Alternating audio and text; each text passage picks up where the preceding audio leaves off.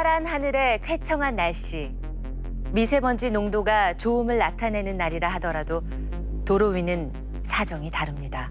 자동차 연료가 연소하면서 생성되는 배기가스 속 1차 미세먼지. 배기가스의 화학물질이 대기 중에 다른 물질과 만나 생성되는 2차 미세먼지. 그리고 자동차 부품인 타이어, 브레이크 패드 등이 마모되어 발생하는 미세먼지까지 도심 속 도로는 미세먼지로 가득합니다. 수도권의 경우 미세먼지 발생원에서 가장 많은 부분을 차지하고 있는 것은 자동차입니다.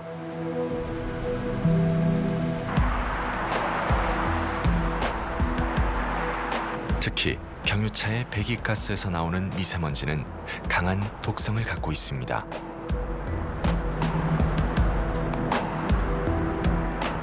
경유 차량 같은 경우에서는 그 안에 여러 가지 유해한 물질들이 많이 포함되어 있기 때문에 연소를 통해서 발생된 분질도 훨씬 더 독성이 강한 물질들이 만들어집니다. 이것을 디젤 연소 물질이라고 합니다. DEP라고 얘기를 하는데 이거는 굉장히 독성이 강했어요. 그 안에 들어갈 수 있는 유해한 물질들이 1급 발암 물질로 이미 규정이 됐습니다. 담배의 경우에는 한 70여 종 정도의 발암 물질들이 이제 들어있는 것으로 알려져 있는데 그 디젤 배기 물질도 분석해 보면 거의 유사하게 같은 물질들이 한 50종 이상이 이제 들어있는 것으로 이제 분석되고 있습니다. 그런 면에서 정말 니코틴이 없는 흡연과 비슷하다.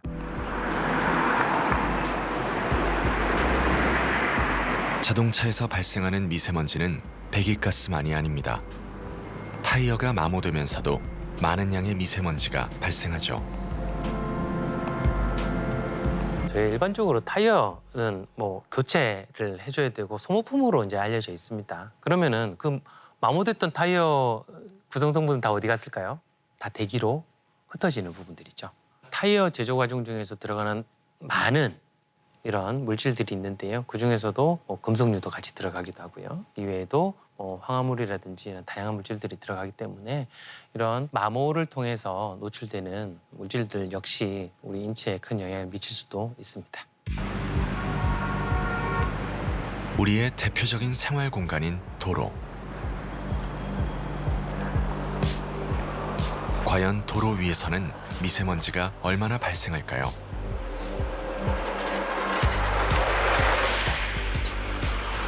서울역 버스 정류장 3곳에서 미세먼지 농도를 측정해 봤습니다.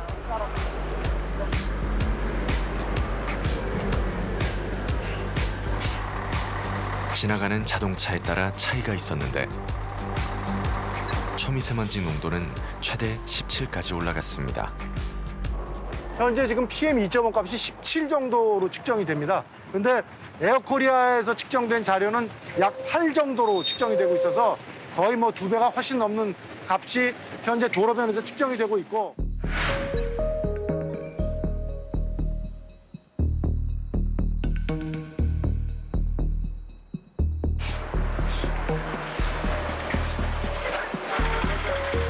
도로에서 측정되는 미세먼지에서 또 한 가지 눈여겨봐야 할 것은 미세먼지의 크기입니다.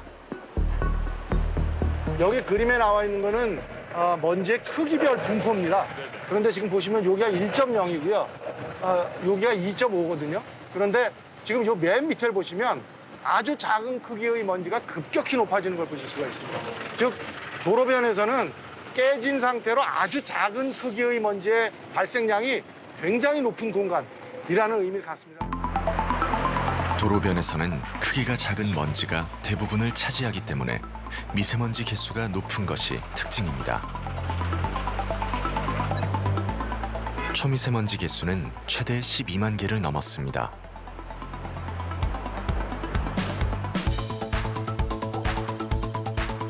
세 곳 모두 초미세먼지 평균 개수는 9만 개를 넘어 평균 측정 개수보다 3배 이상 높았습니다. 자동차와 같은 데서 발생되는 먼지는 1.0 마이크로미터 이하짜리로 아주 크기가 작고 가벼운 것들이 굉장히 많이 발생이 되어지다 보니까 숫자적으로는 굉장히 많지만 무게에 미치는 영향은 상대적으로 적은 그런 속성들을 갖습니다. 그런데 우리 몸은 실제로 피해를 받는 것들이 먼지 한 개당으로 피해를 받습니다. 현재 우리나라 시스템상은 개수 농도를 측정하고 있지 않기 때문에 이러한 부분들이 얼만큼 영향을 줄 수 있는지에 대한 개수 농도까지 동시에 측정을 했다고 이해를 하시면 될 것 같습니다.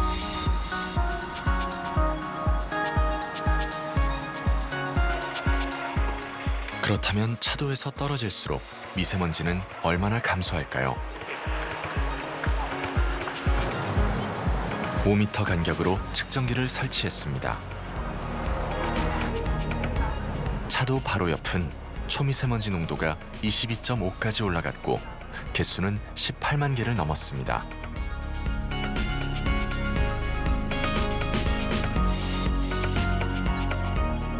차도에서 떨어질수록 농도는 낮아졌지만 모두 환경부 발표 수치보다 2배 이상 높았습니다.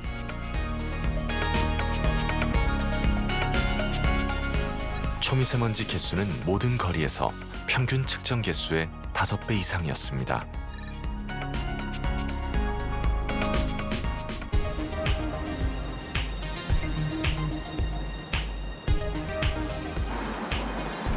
그렇다면 우리가 평소 오가는 공간에서는 미세먼지가 얼마나 있을까요? 이동하면서 실시간으로 미세먼지 농도 변화를 볼 수 있는 측정기를 메고 여의도 일대를 걸어봤습니다. 이게 밑동으로 안 올라가는 거잖아.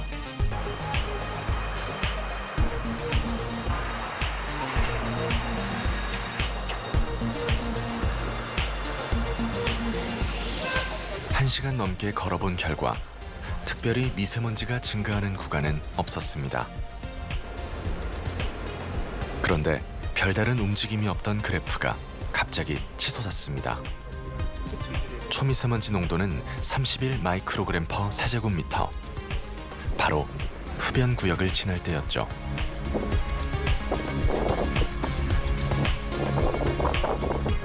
저희가 어찌 보면은 되게 짧은 구간을 지나가는 거지만 확실히 흡연 구역을 지나갈 때는 농도가 증가하는 경향들을 저희가 확인할 수 있습니다.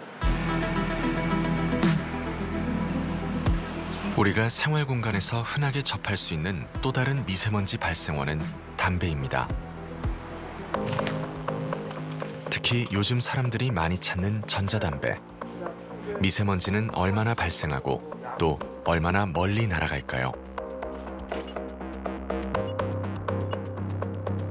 1m 거리에서 측정한 초미세먼지 최대 농도는 무려 8,835. 참고로 우리나라 미세먼지 나쁨 기준은 36 이상입니다. 10m 거리에서도 그의 약 10배가 측정됐습니다. 초미세먼지 개수는 1m 거리에서 약 600만 개로 평균 측정 개수의 100배 이상이었습니다. 현재 우리나라도 법적으로 10m 정도까지만 규제라면 아마 어느 정도 담배 연기로부터는 안전하게 관리가 될 수 있다라고 생각을 했었지만 이것들이 실제 측정 결과에서도 10m는 훌쩍 넘어가고 있고 액상형 전자담배 3명 정도 피는 농도만 가지고도 100m 이상도 이동이 가능하다라는 그 이론 집값들을 저희가 만들어낸 바가 있어서 실제 현재 규제하고 있는 관리의 수준인 10m에 대한 것들은 좀 더 엄격하게 강화시킬 필요가 있다라고 보여집니다. 김정훈 연구사는 미세먼지 잡는 일을 합니다. 이제 왼쪽에 석유화학 선단이 시작됩니다. 미세먼지 주요 발생원 중 하나인 산업단지 곳곳을 찾아다니며 다양한 장비를 이용해 미세먼지와 그 원인이 되는 물질을 측정하고 관리하고 있죠.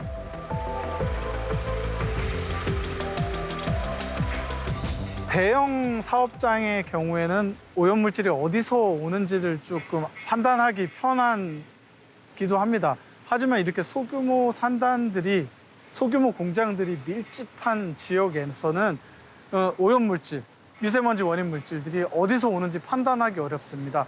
그래서 저희는 여기서 오염물질, 미세먼지 원인 물질들이 어디서 나오는지를 정확히 판단하기 위해서 여기에 와 있습니다.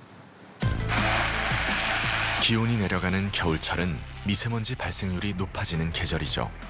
이 기간에는 단속이 더욱 강화됩니다. 미세먼지나 오염물질에 이름표가 정확히 붙어 있으면 저희가 굉장히 찾기가 쉬울 거라고 생각이 돼요. 하지만 그렇게 이름표가 붙어 있는 것도 아니고 누가 손들어서 제 거예요 하는 사람들도 없습니다. 기업들과 같이 얘기해야지만 미세먼지라든지 오염물질의 배출이 획기적으로 줄어들 수 있을 것 같습니다. 우리나라가 급격히 고령화되는데 고령층일수록 미세먼지에 굉장히 취약합니다. 미세먼지를 효과적으로 관리해서 국민들의 건강을 보호하는 것, 이거는 저는 피해갈 수 있는 것이 아니고 국가의 핵심적인 의제라고 봐야 된다고 생각합니다.